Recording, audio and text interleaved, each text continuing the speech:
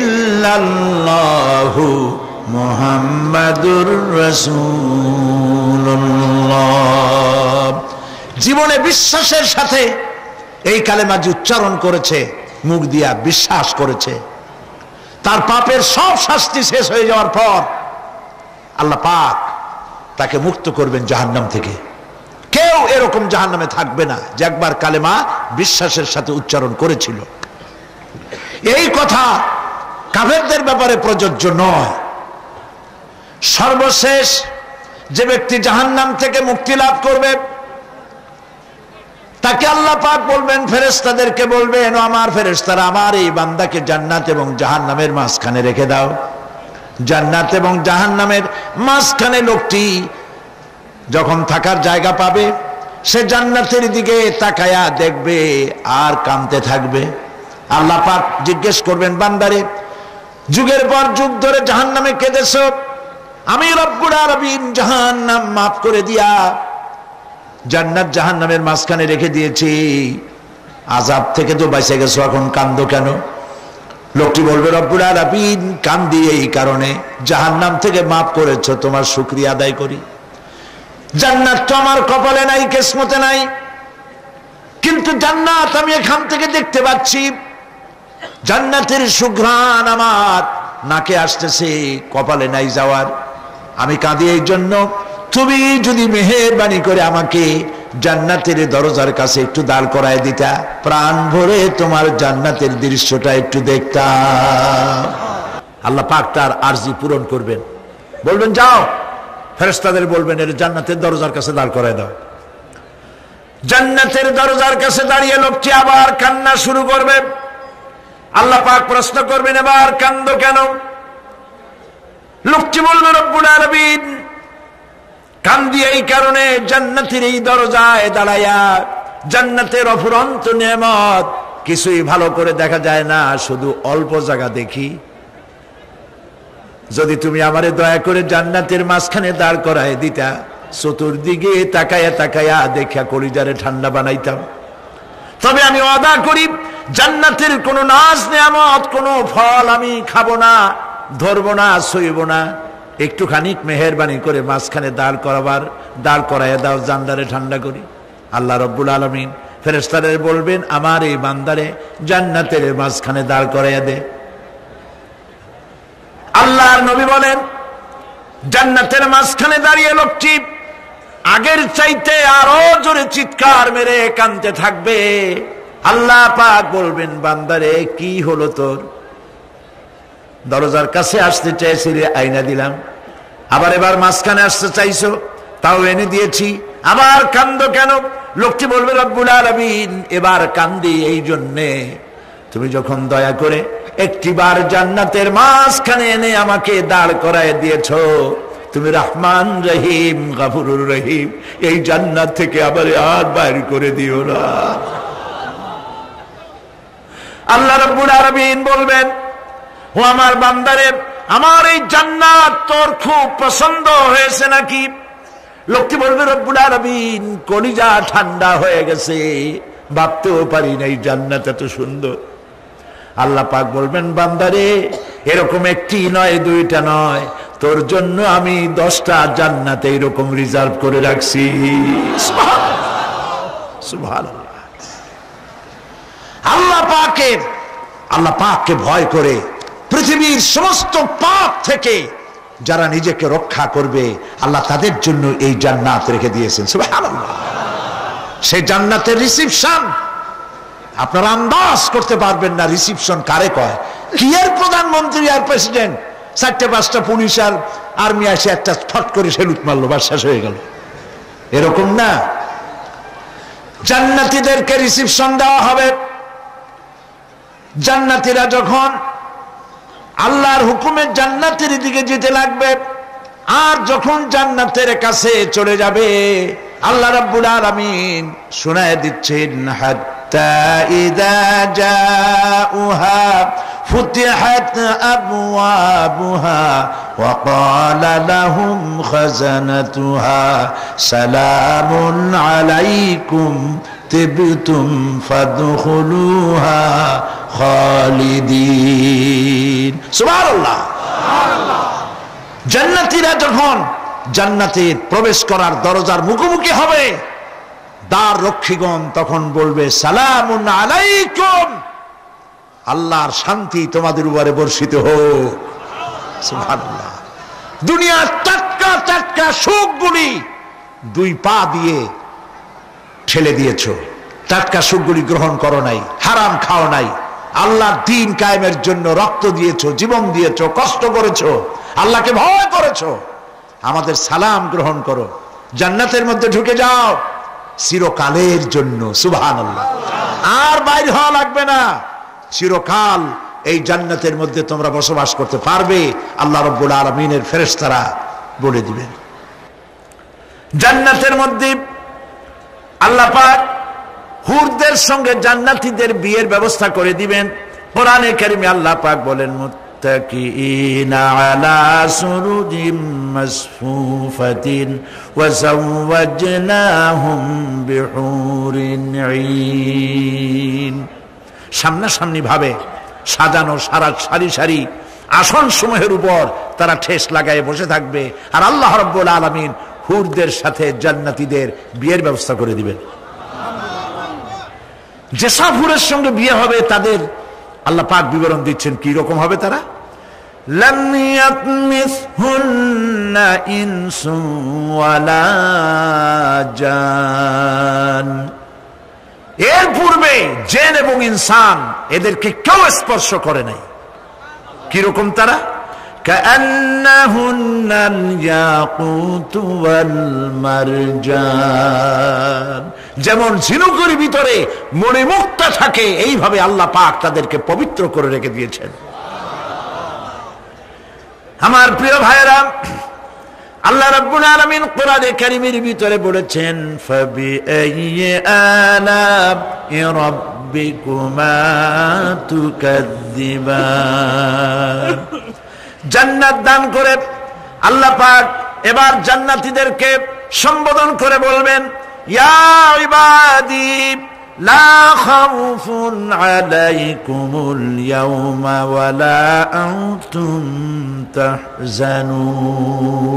হে আমার বান্দারা, লা খাউফুন আলাইকুমুল ইয়াওম, আজ আর কোনো ভয় নাই। সুবহানাল্লাহ, সুবহানাল্লাহ।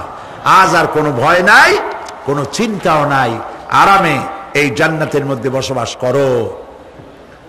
এরপরে আল্লাহ পাক জিজ্ঞেস করবেন ও আমার জান্নাতীরা, আমি যেসব ওয়াদা করছিলাম আমার ওয়াদা মোতাবেক সমস্ত নিয়ামত পেয়েছো? তারা বলবে হ্যাঁ পেয়েছি, সব নিয়ামত আপনার ওয়াদা মোতাবেক সব পেয়েছি। আল্লাহ রাব্বুল আলামিন বলবেন সব পাও নাই, ওয়ালাদাইনা মাজিদ, আমার কাছে আরো বেশি আছে। সুবহানাল্লাহ, আমার কাছে আরো বেশি আছে। জান্নাতীরা বুঝবে না সে আরো বেশিটা কি, এর থেকে আর বেশি কি।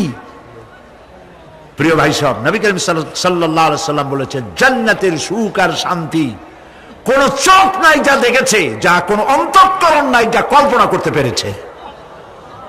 এই জান্নাত মুত্তাকিদের জন্য আল্লাহ রাখছেন। সুবহানাল্লাহ।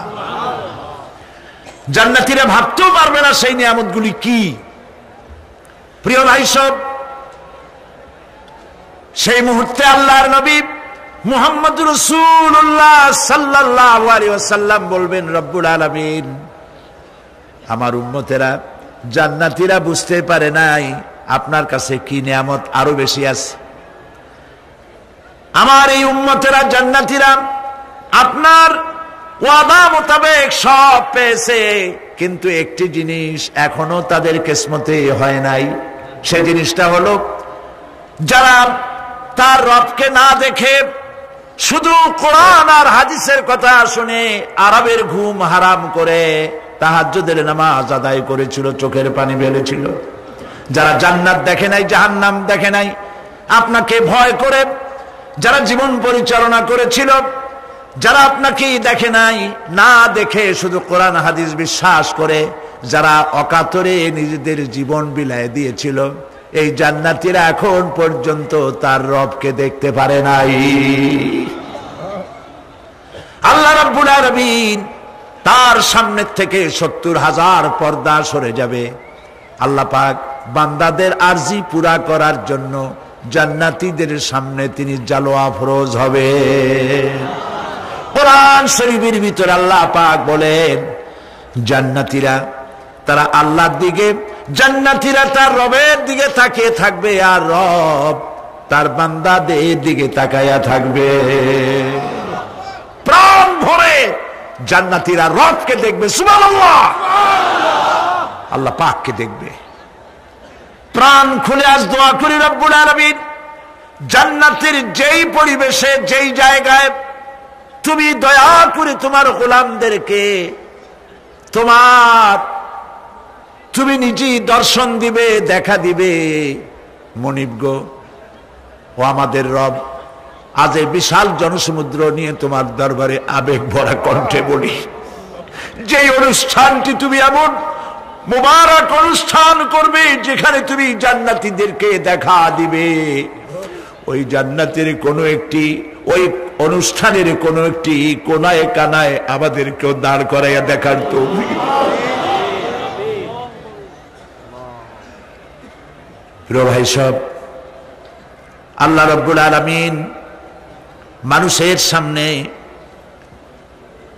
এত সব নিয়ামত রেখেছেন, এই জান্নাত দান করবেন। এরপরে আল্লাহ রাব্বুল আলামিন কোরআনে কারীমের মধ্যে বলেছেন, রব্বিস সামাওয়াতি ওয়াল আরদি ওয়া মা বাইনাহুমার রাহমানি লা ইয়ামলিকুনা মিনহু খিতাবা। এসব পুরস্কার রয়েছে তোমাদের সেই রবের পক্ষ থেকে যিনি আকাশ আর জমিনের মালিক। সুবহানাল্লাহ বলবেন না? যার সামনে কথা বলার ক্ষমতা কারো হবে না। এটি একটি মারাত্মক কথা। কিয়ামতের দিন আল্লাহর দরবারে কেউ কথা বলতে পারবে না আল্লাহর নির্দেশ ছাড়া। একটি আকীদা পরিষ্কার করে নিয়ে যান আপনাদের, সে আকীদাটা এভাবে পরিষ্কার করুন, কোন পীর সাহেব, কোন খাজা বাবা, কোন মাওলানা, কোন মুহাদ্দিস, কোন বুজুর্গ আপনাকে সুপারিশ করতে পারবে না যদি না আল্লাহ পাক তাকে কথা বলার তৌফিক না দেন। মনে থাকবে এটা? আয়াতুল কুরসির ভিতরে আমরা পড়ি, মান যাল্লাযী ইয়াশফাউ ইনদাহু ইল্লা বিইজনিহি। আল্লাহ পাক বলেছেন কিয়ামতের দিন আল্লাহর দরবারে কার সাহস আছে কথা বলতে পারে? মান যাল্লাযী ইয়াশফাউ ইনদাহু ইল্লা বিইজনিহি। আল্লাহর ওয়াদা ছাড়া, হুকুম ছাড়া আল্লাহর সামনে কথা বলার সেদিন কেউ থাকবে না। সুবহানাল্লাহ, কেউ কথা বলতে পারবে না। সুপারিশ করতে হবে আল্লাহ যারে বলেন তুমি করো, অমুকের জন্য করো, সেই ব্যক্তি শুধু তার জন্যই করতে পারবে, আর কেউ কথা বলতে পারবে না। সেই কঠিন হাসরের ময়দান, যেদিন শুধুমাত্র আল্লাহ পাক কথা বলবেন, আর যারে বলতে বলবেন সেই কেবলমাত্র বলতে পারবে। সুপারিশ এটি আল্লাহ পাক কিয়ামতে পারমিশন দিলে বলা যাবে। হযরত ইব্রাহিম আলাইহিস সালাম কিয়ামতের দিন তার নিজের পিতা সম্পর্কে সুপারিশ করবেন, রব্বুল আলামিন আমার আব্বার জন্য সুপারিশ করতেছি, মেহেরবানি করে জাহান্নাম থেকে তারে আপনি রক্ষা করুন।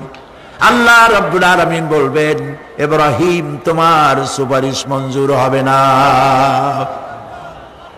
প্রিয় ভাই সব, একটু মাথা খাটান, চিন্তা করেন।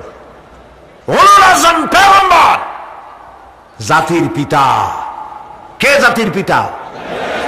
চিল্লায় বলুন, কলিজা সাফ করে ফেলুন। মুসলমানদের জাতির পিতা হাফিজ আমি কেউ হতে পারে না।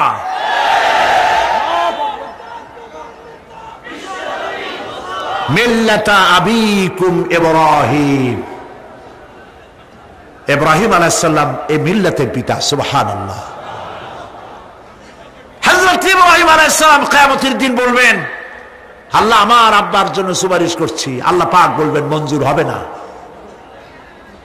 আজর তোমার পিতা হতে পারে, কিন্তু আমার খলিলকে আগুনে ফেলার জন্য নমরুদকে সে সহযোগিতা করেছে, আমি তোমার পিতাকে ক্ষমা করব না। নবী করিম সাল্লাল্লাহু আলাইহি সাল্লামকে সাহাবায়ে কেরাম জিজ্ঞেস করেছেন, হে রাসূল, আপনার আব্বা এবং আম্মার অবস্থা কি হবে?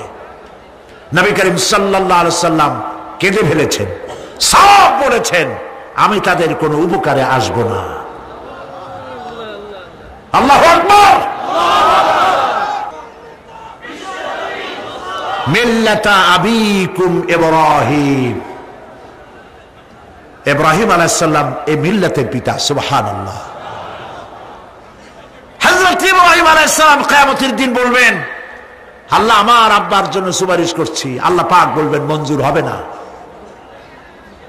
আজর তোমার পিতা হতে পারে, কিন্তু আমার খলিলকে আগুনে ফেলার জন্য নমরুদকে সে সহযোগিতা করেছে, আমি তোমার পিতাকে ক্ষমা করব না। নবী করিম সাল্লাল্লাহু আলাইহি সাল্লামকে সাহাবায়ে কেরাম জিজ্ঞেস করেছেন, হে রাসূল, আপনার আব্বা এবং আম্মার অবস্থা কি হবে? নবী করিম সাল্লাল্লাহু আলাইহি সাল্লাম কেঁদে ফেলেছেন, সব বলেছেন, আমি তাদের কোনো উপকারে আসব না। আল্লাহু আকবার। আপনি মনে করছেন নাকি যে ইয়া নবী সালাম আলাইকা বলি অমনি নবী সুপারিশ পাবেন? এত সহজ। কতগুলা রসগোল্লা খাইলেন আর বড় একটা মিছিল করলেন আর অমনি চলে যাবেন? পৃথিবীর সব মানুষ, সাহাবায়ে কেরাম বাদ দেন, পৃথিবীর সমস্ত মানুষ একত্রিত হয়ে আবু তালেব রাসূলুল্লাহকে যে ভালোবেসেছেন, ওর 1000 ভাগের 1 ভাগও সারা দুনিয়ার মানুষ রাসূলুল্লাহকেই ভালোবাসতে পারবে? পারবে? নিজের ছেলে আলীকে, আলী রাদিয়াল্লাহু তাআলা আনহুকে আলাদায় বিছানায় শোয়াইয়া, ছোট্ট মানুষ হযরত আলী আলাদা জায়গায় রাখিয়া মুহাম্মদুর রাসূলুল্লাহ সাল্লাল্লাহু আলাইহি সাল্লাম এতিম মানুষ, তারে কলিজার সাথে বুকের মধ্যে আশ্রয় দিয়ে আগলে রেখেছেন বুক ভরে। সেই আবু তালেব মৃত্যুর সময় নবী করিম সাল্লাল্লাহু আলাইহি সাল্লাম বলেছিলেন, চাচা একটি বার আমার কানে তাওহীদের কালেমা শোনায় দেন। আবু তালেব, তার কিসমতে ছিল না কালেমা। মরে যাওয়ার পর একজন সাহাবী বলেছিলেন, ইয়া রাসূলুল্লাহ, মৃত্যুর সময় আবু তালেবের মুখ আমি নড়তে দেখেছি, তিনি কালেমা পড়েছেন সম্ভবত। রাসূলুল্লাহ সাফ বলেছেন, আমি শুনি নাই। এত ভালোবাসার পরেও হাদিস শরীফে এসেছে আবু তালেব জাহান্নামে যাবে। কোথায় যাবে? জাহান্নামে। সবচাইতে কম আযাব হবে কার? আবু তালেবের। কম আযাবটা কি? হাদিস শরীফে এসেছে কম আযাব হলো জাহান্নামের আগুন দিয়ে এক জোড়া জুতা তৈরি করে আবু তালেবের পায়ে পরিয়ে দেওয়া হবে। সেই জাহান্নামের আগুনের তৈরি করা জুতার তাপে আবু তালেবের মাথার ঘিলুগুলো টকবক করে বউ পড়তে লাগবে। এত ভালোবেসে যদি কিয়ামতে উপায় না হয়, আপনি ইয়া নবী সালাম আলাইকা, ইয়া রাসূল সালাম আলাইকা, আর কতগুলো জিলাপি খাইলেন, বড় একটা মিছিল করলেন। প্রিয় ভাই সব, এইসব বেদাত ছাড়ুন, এগুলি সুস্পষ্ট বিদআত। রাসূলুল্লাহকে ভালোবাসবেন, সাহাবীরা যেভাবে ভালোবেসেছেন ওইভাবে ভালোবাসবেন। সুন্নাতের অনুসরণ কিভাবে করবেন? সুন্নাতের অনুসরণ করবেন কিভাবে? নবী করিম সাল্লাল্লাহু আলাইহি ওয়াসাল্লামকে ভালোবাসবেন কিভাবে? হযরত আব্দুল্লাহ ইবনে মাসউদ রাদিয়াল্লাহু তাআলা আনহু তিনি সাফ বলেছেন, মান কানা মুস্তান্নান ফালিয়াস্তান্না বিমান ক্বাদ মাত। কেউ যদি সুন্নতের পূর্ণাঙ্গ অনুসরণ করতে চায়, সেজন্য যারা মরে গেছে তাদের অনুসরণ করে। ফাইনাল হাইয়া লা তু'মানু আলাইহিল ফিতনা। কারণ যে ব্যক্তি মারা গেছে, যে ব্যক্তি বেঁচে আছে, ফাইনাল হাইয়া, যে ব্যক্তি বেঁচে আছে, সে যে ভবিষ্যতে ফিতনায় পড়বে না তা নিশ্চিত করে বলার কোনো উপায় নাই। এই জন্য সুন্নতের অনুসরণ করার জন্য মাপকাঠি কোনো পীর নয়, আলেম নয়, মুহাদ্দিস নয়, মুফাসসির নয়। যে ব্যক্তি মারা গেছে তিনি হলেন সুন্নতের অনুসরণ তারই করতে হবে। তিনি কে? তারা কারা? উলাইকা আসহাবু মুহাম্মাদিন সাল্লাল্লাহু আলাইহি ওয়াসাল্লাম। তারা হলেন নবী করিম সাল্লাল্লাহু আলাইহি সাল্লামের সাহাবায়ে কেরাম রিদওয়ানুল্লাহি তাআলা আলাইহিম আজমাইন। কানু আফদালু হাদিহিল উম্মাহ। তারা হচ্ছে এই উম্মতের শ্রেষ্ঠ সন্তান। আমার দেশে আসে না যারা, যে সরকার যখন আসে তারা আইসা এক দলে বলে এরাই হলো দেশের জাতির শ্রেষ্ঠ সন্তান। না, শ্রেষ্ঠ সন্তান তোমরা সার্টিফিকেট দিলে হবে না। এই বিশ্বের শ্রেষ্ঠ সন্তান আল্লাহর নবীরা, আর তারপরেই সাহাবায়ে কেরাম রিদওয়ানুল্লাহি তাআলা আলাইহিম আজমাইন। আবাররাহা কুলুবান, তাদের কলবকে আল্লাহ পাক পবিত্র করেছেন। ওয়া আমাকাহা ইলমান, আর তাদেরকে গভীর ইলম দান করেছেন। ওয়া আকাল্লাহা তাকাল্লুফান, আর সমস্ত রকমের বক্রতা থেকে তাদের কলিজাকে আল্লাহ পাক মুক্ত করে দিয়েছেন। ইখতারাহুমুল্লাহু লিসুহবাতি নবিয়্যিহি ওয়া লিইকামাতি দীনিহি। আল্লাহ পাক এই সব লোকদের, কাদের? সাহাবীদের। এই সব লোকদেরকে আল্লাহ বাছাই করেছিলেন মুহাম্মদ রাসূলুল্লাহ সাল্লাল্লাহু আলাইহি সাল্লামের সাহাবী হওয়ার জন্য। বাছাই করছে কে? আল্লাহ পাক নিজে বাছাই করেছেন রাসূলের সাহাবী হওয়ার জন্য। কি জন্য? লিইকামাতি দীনিহি, আল্লাহ পাকের দ্বীন প্রতিষ্ঠার জন্য। সেই জন্য প্রিয় ভাই সব, কিয়ামতের দিন সুপারিশ কেউ কিন্তু করতে পারবে না। সুপারিশ করতে পারবেন কেবলমাত্র কে? বলেন সবাই। আল্লাহ সুবহানাহু ওয়া তাআলা যাকে পারমিশন দিবেন তিনি কেবল করতে পারবেন, আর কেউ সুপারিশ করতে পারবে না। সেই জন্য মনের থেকে, কলিজা থেকে সমস্ত কথা উঠায় ফেলে ঈমান পোক্তা করুন। সেদিন কথা বলবার মতো ক্ষমতা আল্লাহর সামনে কারো হবে না। যিনি তাকে পারমিশন দিবেন তিনি কেবল বলতে পারবেন। কিয়ামতের হায়বাত এবং জালাল, ফেরেশতাদের আনাগোনা, জাহান্নামের গর্জন, মানুষের কলিজা গলার কাছে চলে আসবে। গর্ভবতী নারীর গর্ভ খসে পড়বে। দুগ্ধপোষ্য নারী, যে দুধ দেয় তার বাচ্চাকে দুধ দেওয়ার কথা ভুলে যাবে, নিজের সন্তান ভুলে যাবে। সেই কঠিন হাসরের ময়দানে সেইখানে কেবলমাত্র আল্লাহ পাক যাদেরকে রক্ষা করবেন তারাই সেখানে বাঁচতে পারবে, অন্যরা সেখানে তাদের কোনো উপায় থাকবে না। আল্লাহ পাক বলছেন এরকম একটি জায়গা সম্পর্কে আমি তোমাদেরকে জানিয়ে দিলাম। আল্লাহ রাব্বুল আলামিন বলেন, যালিকাল ইয়াউমুল হক ফামান শাআ আত্তাখাযা ইলা রাব্বিহি মাআবা। এই দিনটি অবশ্যই আসবে, সেদিনটি নিশ্চিতভাবে আসবে। আর এখন যার ইচ্ছা সে তার রবের দিকে অগ্রসর হোক। ইন্না আনজারনাকুম আযাবান করিবান ইয়াওমা ইয়ানজুরুল মার'উ মা কদ্দামাত ইয়াদাহু ওয়া ইয়াকুলুল কাফিরু ইয়া লাইতানি কুনতু তুরাবা। ইন্না আনজারনাকুম আযাবান করিবা, খুব নিকটবর্তী একটি আযাব সম্পর্কে আমি তোমাদেরকে সতর্ক করে দিলাম। কে বলতেছেন? আল্লাহ পাক। লক্ষ্য করুন আল্লাহ কি বলছেন। খুব নিকটবর্তী একটি কঠিন শাস্তি, আযাব, অর্থাৎ কিয়ামত, এ সম্পর্কে আমি তোমাদেরকে সতর্ক করে দিলাম। ইয়াউমা ইয়ানজুরুল মার'উ মা কদ্দামাত ইয়াদাহু, সেদিন প্রত্যেকটি লোক যা সে পাঠিয়ে দিয়েছিল এখানে, অর্থাৎ যা করেছিল সেগুলি সে দেখতে পাবে। আর তখন ওয়ায়াকুলুল কাফিরু ইয়া লাইতানি কুনতু তুরাবা।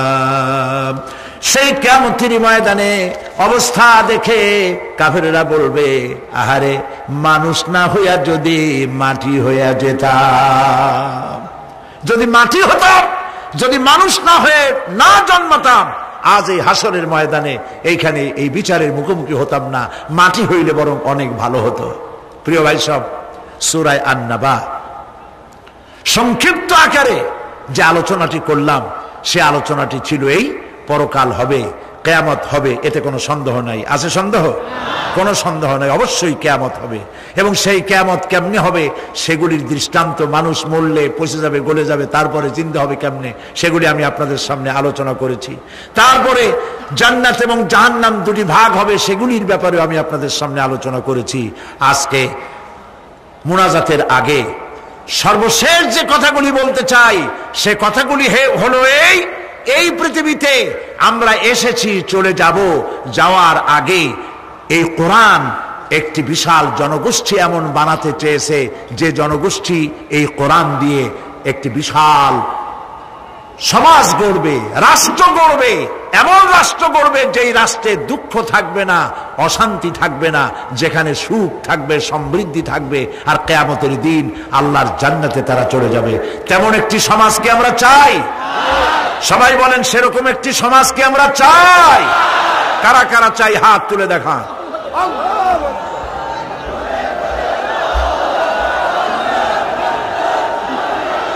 প্রিয় ভাই সব, আমি হাত তুলতে বলেছি, দাঁড়াইতে বলি নাই। মেহেরবানি করে বসেন। আজকে আখেরি মুনাজাতের দিন। আলহামদুলিল্লাহ বলেন। কয়েক লক্ষ মানুষ মুনাজাতের জন্য অপেক্ষা করছে। আলহামদুলিল্লাহ বলেন। দাঁড়ানোর অর্থ আমি বুঝি, অনেক সময় বসছেন, ফাঁকে একটু মাজা সোজা করে নিলেন।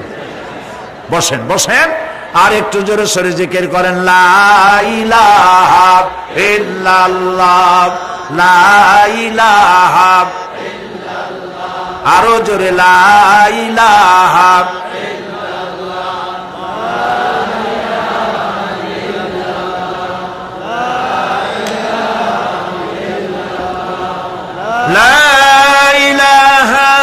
ইল্লাল্লাহু মুহাম্মাদুর রাসূলুল্লাহ।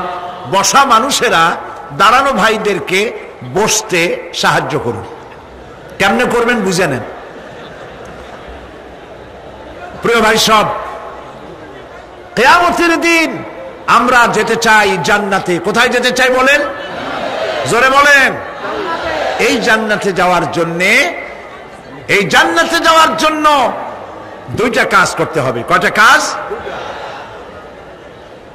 আল্লাহ রাব্বুল আলামিন বলেন, ফামান কানা ইয়ারজু লিকাআ রাব্বিহি ফালইআমাল আমালান সালিহান ওয়া লা ইউশরিক বিইবাদাতি রাব্বিহি আহাদা।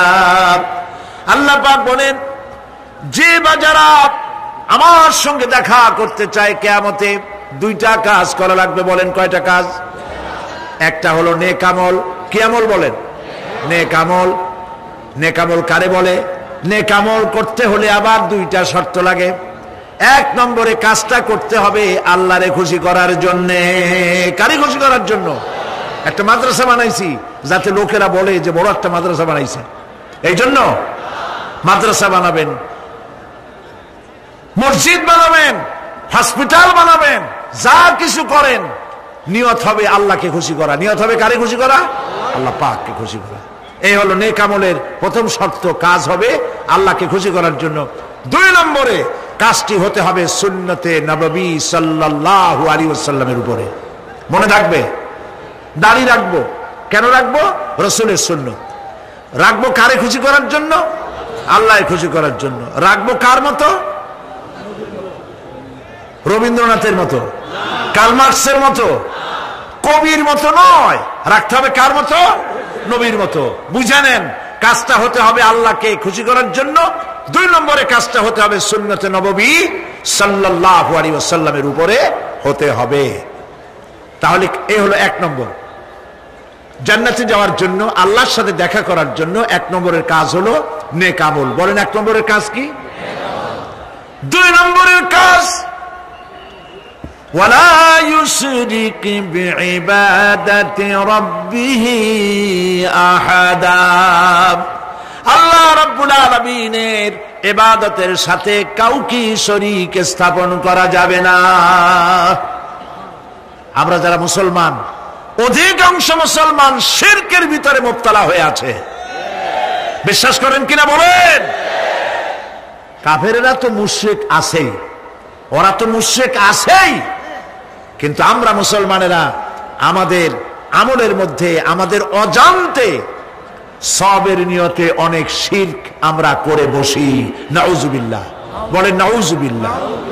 এই জন্য আমি বারবার সতর্ক করি, নিজেকেও করি, আপনাদেরকেও করি।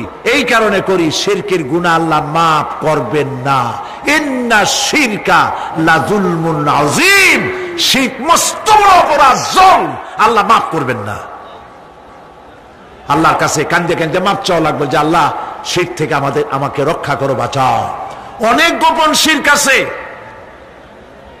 মাজারে যান, পীর সাহেবের কাছে যান, মনে যদি নিয়ত থাকে উনি ফু দিলে আমি ভালো হবই, উনি তাবিজ দিলে আমার বাচ্চা হবেই, উনি আমারে দয়া করলেই আমার ব্যবসায় উন্নতি হবেই, এইটার নাম শিরক। এটার নাম কি? ওয়াইজা সাআলতা ফাসআলিল্লাহ ওয়াইজা ইসতাআনতা ফাসতাইন বিল্লাহ। যা বলার আল্লাহরে বলো, আর যা চাওয়ার কার কাছে চাও? চিল্লায় বলেন।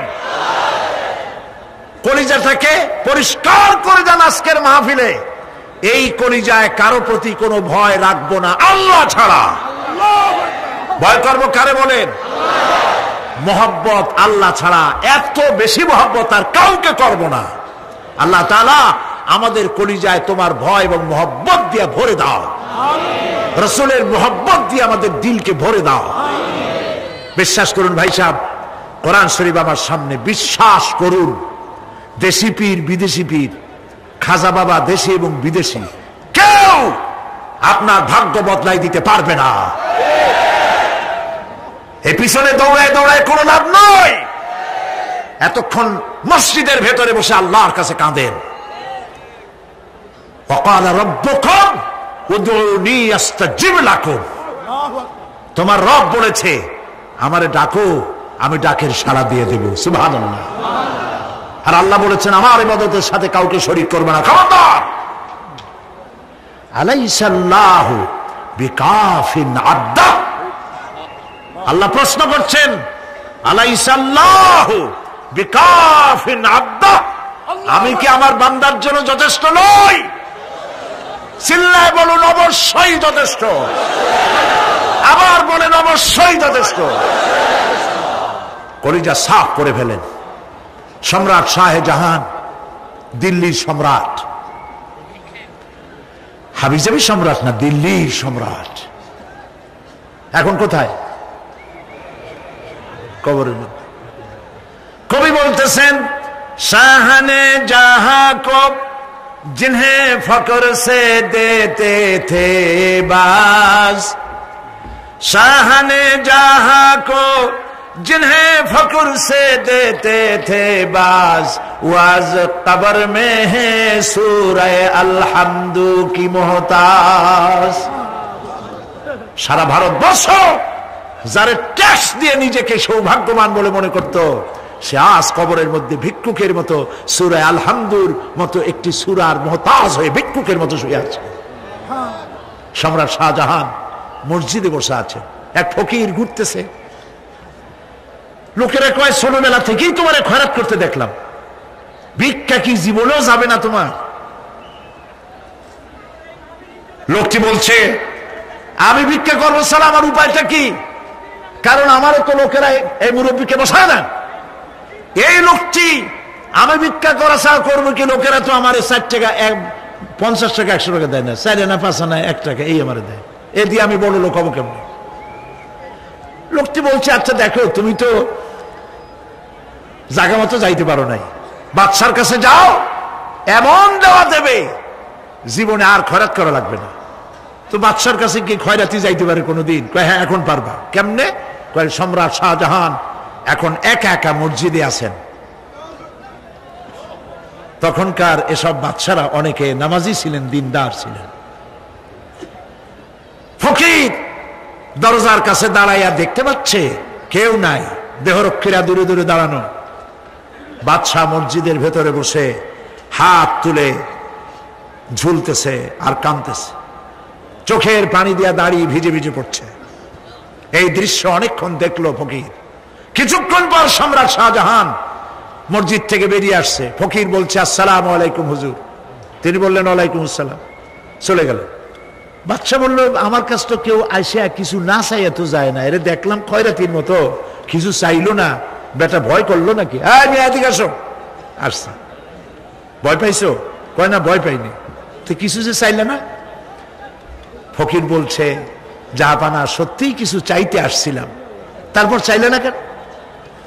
ফকির বলছে, জাহাপানা সারা জীবন ভিক্ষা করেছি, আর আজ দিল্লির সম্রাটের কাছে বেশি পাওয়ার লোভে এসেছিলাম, কিন্তু আপনার দশা দেখা আমার জ্ঞানের চোখ খুলে গেছে। আমি লক্ষ্য করে দেখলাম, আমি সম্রাটের কাছে চাইতে এসেছি, হাত তুলি নাই, বিনয় প্রকাশ করি নাই, চোখের পানি ফেলি নাই, কিন্তু লক্ষ্য করে দেখলাম দিল্লির সম্রাট আমার চাইতেও বড় ভিক্ষুকের মতো। আবার কোন সম্রাটের কাছে হাত তুলে কান্দে? আমার জ্ঞানের চোখ খুলে গিয়েছে, আমি বুঝতে পেরেছি সম্রাট কান্দে যেই সম্রাটের কাছে, তারে ছাড়া আর কারো কাছে জীবনে চাইব না।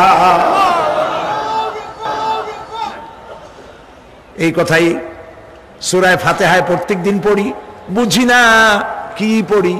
ইয়্যাকা না'বুদু ওয়া ইয়্যাকা নাস্তাঈন।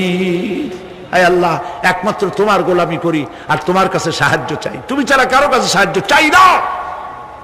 কলিজা সাফ করুন। কোন মরা পীর, কোন জিন্দা পীর আপনার মনের আশা পুরা করতে পারবে না, পারবে না, পারবে না।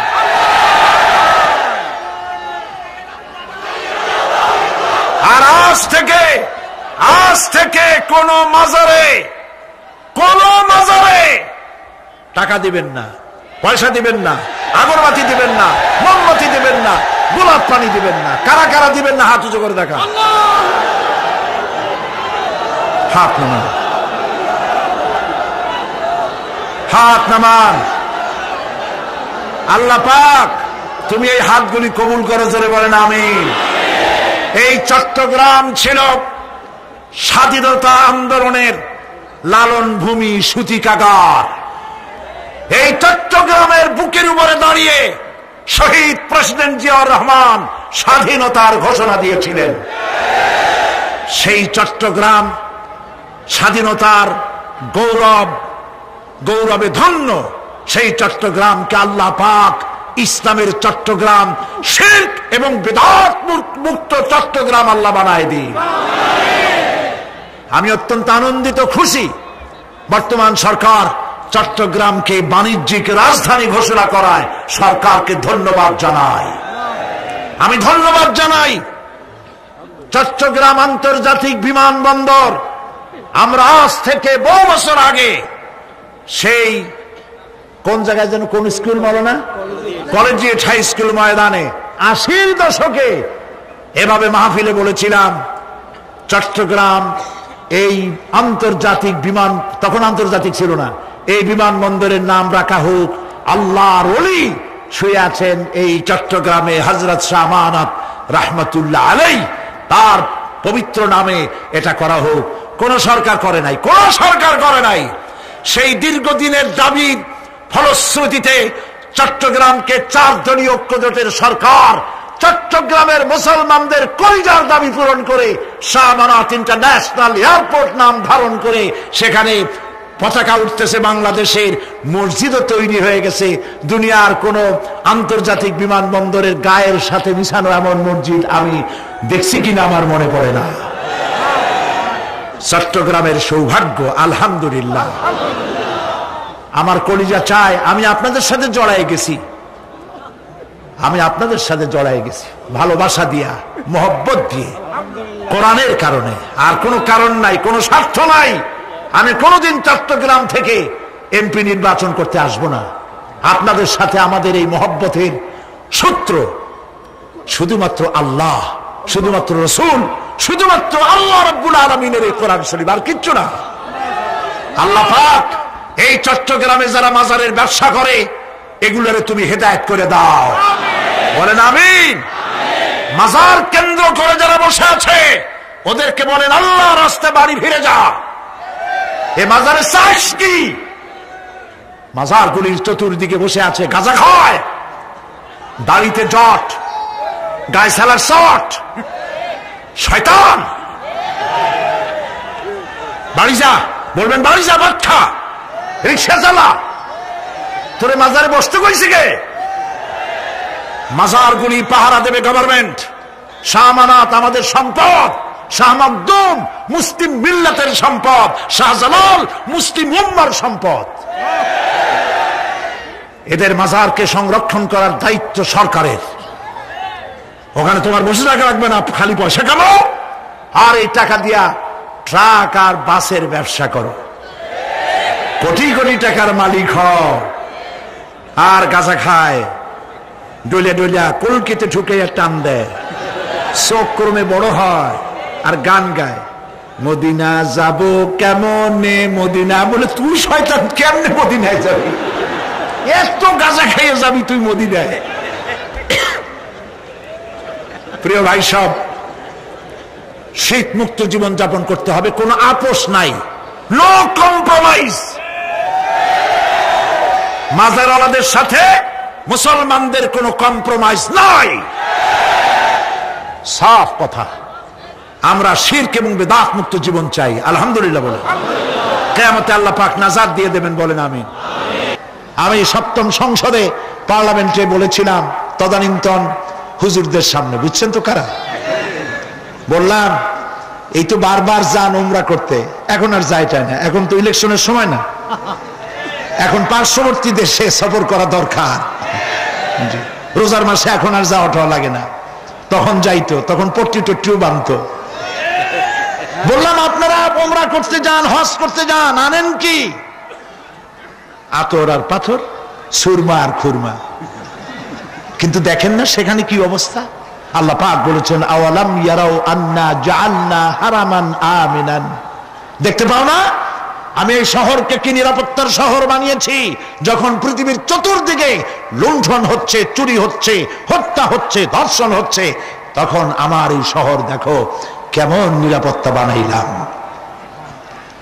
যারা হজে গিয়েছেন লক্ষ্য করেছেন, লক্ষ লক্ষ মানুষ, চাঁদের চাইতেও সুন্দরী মানুষগুলি, নারীগুলি রাতের বেলায় পুরুষ সঙ্গী ছাড়া একাকিনী আল্লাহ রাব্বুল আলামিনের ঘর তাওয়াফ করতে আসে। গভীর রাত্রে তাওয়াফ করলো, নামাজ পড়লো, দোয়া করলো, আবার একাকিনী ঘরে ফিরে গেল। লক্ষ লক্ষ পর পুরুষের মধ্য দিয়ে আজ পর্যন্ত একটি রেকর্ড সৃষ্টি হলো না যে কাবা শরীফের চতুর্দিক থেকে কয়েকটা নারী হাইজ্যাক হয়ে গেছে। চোখে দেখো না,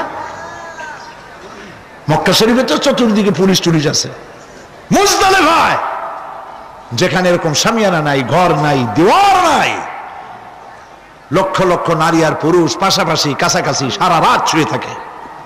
বলেন ঠিক কিনা? হাজার দেড় হাজার বছরের ইতিহাস তালাশ করেন, একটা নারী হাইজ্যাক হয়েছে, লাঞ্ছিত হয়েছে? আর তুমি বুশ আমাদের কও আমরা সন্ত্রাসী? তোমার দেশে প্রতি সেকেন্ডে কত মানুষ নিহত হয়? তোমার দেশে প্রতি মিনিটে কত ধর্ষণ হয়? হিসাব করো। আমাদের দিকে চোখ তুলে তাকাইও না, নিজের ঘর সামলাও। ফেরাউনের ঘরে আল্লাহ মুসাকে পালন করেন। আমেরিকার সেই লোকগুলি বলল অবস্থা এখন এই হয়েছে, কোরআন শরীফ পড়তে গিয়ে বোমা তালাশ করতে গিয়ে দেখে বোমা টোমা নাই, বরং বোমা নিরসনের কথা আছে। রেজাল্ট কি হলো? তারা বললেন রেজাল্ট এই হয়েছে, আল্লাহর কোরআন তেলাওয়াত করে করে আমেরিকান সাদা খ্রিস্টানেরা আগের তুলনায় 5 গুণ বেশি মুসলমান হওয়া শুরু করে দিয়েছে। तौहीद की अमानत सीनों में है हमारी, तौहीद की अमानत सीनों में है हमारी, आसान ही मिटाना नामो निशान हमारा। একাত্মবাদের আমানত আমাদের কলিজা আছে, আলহামদুলিল্লাহ বলেন। আমাদের নাম নিশানা মিটাইতে পারবে না, তোমার বোমা অস্ত্র যা আছে সব নিয়ে আসো। আল্লাহ আমাদের সাহায্য করবেন ইনশাআল্লাহ।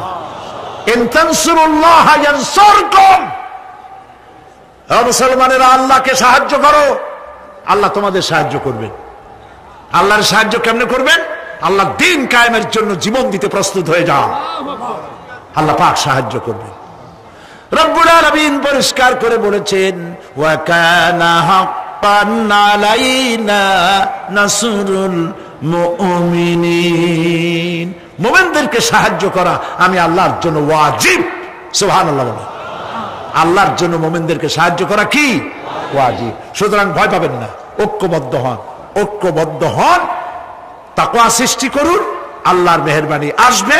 নামাজ পড়ুন, আল্লাহরে সেজদা দিবেন। কারে সেজদা দিবেন? আজকে কি ভাই কোরআন শরীফের মাহফিলের শেষ দিন, তাফসীরের মাহফিল শেষ দিন, মুনাজাতের দিন, লক্ষ লক্ষ মানুষ মুনাজাতের অপেক্ষায় বসে আছে।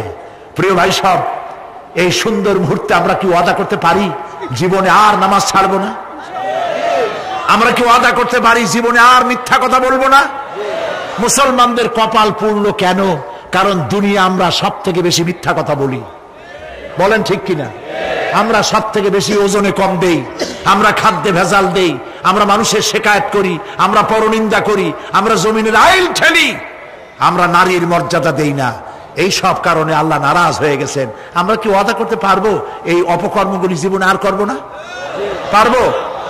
দুই হাত উঁচা করেন, বলেন, ইয়া আল্লাহ, তোমার পবিত্র নামে শপথ করি, কসম করি, যতদিন পর্যন্ত মালাকুল মউত আমার মাথার কাছে না আসতেছে ততদিন পর্যন্ত ফরজ নামাজ, ফরজ রোজা ছেড়ে দেব না, মিথ্যা বলবো না, ওয়াদা খেলাপ করব না, অহংকার করব না, পরনিন্দা করব না, জমিনের আইল ঠেলবো না, স্ত্রী এবং অধীনস্থ মহিলাদেরকে বেপরদা করব না। বলেন, সুদ খাবো না, ঘুষ খাবো না। আয় আল্লাহ, চিৎকার দিয়া বলেন, আয় আল্লাহ, আমাদের আজকের এই মুকাম্মাল তওবা, এই ওয়াদা আমাকে পূরণ করার তৌফিক দাও। আমিন, আমিন, আমিন ইয়া রাব্বাল আলামিন। হাত নামান। প্রিয় ভাই সব, এরপরে আপনাদের আমি মুনাজাতের দিকে আগাচ্ছি, কষ্ট আর দিব না। আমাদের দেশে সন্ত্রাসের কারণে দেশ জাহান্নামের দিকে চলে গেছিল, ঠিক না? আলহামদুলিল্লাহ, সেনাবাহিনী যৌথ অভিযানের কারণে সন্ত্রাস কমে গেছে। আলহামদুলিল্লাহ বলেন, মোহব্বতের সাথে বলেন আলহামদুলিল্লাহ। সেনাবাহিনী নামায় আপনারা বেজার না খুশি ছিলেন? বেজার না খুশি? দেখান তো কারা কারা খুশি। আলহামদুলিল্লাহ, হাত নামান, হাত নামান। আমাদের সেনাবাহিনী আমাদের গৌরব, আমাদের অহংকার। পৃথিবীতে তারা যেখানেই গিয়েছে আমাদের জন্য সুনাম কুড়িয়ে এনেছে। সন্ত্রাসীদের এই চিন্তা করার কারণ নাই যে অপারেশন ক্লিন হার্ট, অপারেশন থুইয়া এখন সব জেলা থুইয়া সাব ডিভিশন লেভেলে সব চলে আসতেছে। আবার আপনারা সন্ত্রাস, চাঁদাবাজি, মাস্তানি শুরু করবেন? পারবেন না, পারবেন না। কারণ সেনাবাহিনী আমরা দিল্লি অথবা পিন্ডি থেকে ধার করে আনি নাই, ওরা আমাদের সন্তান। সরকার যতবার খুশি ততবার নামাবে। সন্ত্রাসীদেরকে মারলে যদি মরে মানবাধিকার লঙ্ঘিত হয় না, কারণ সন্ত্রাসীরা মানুষই না।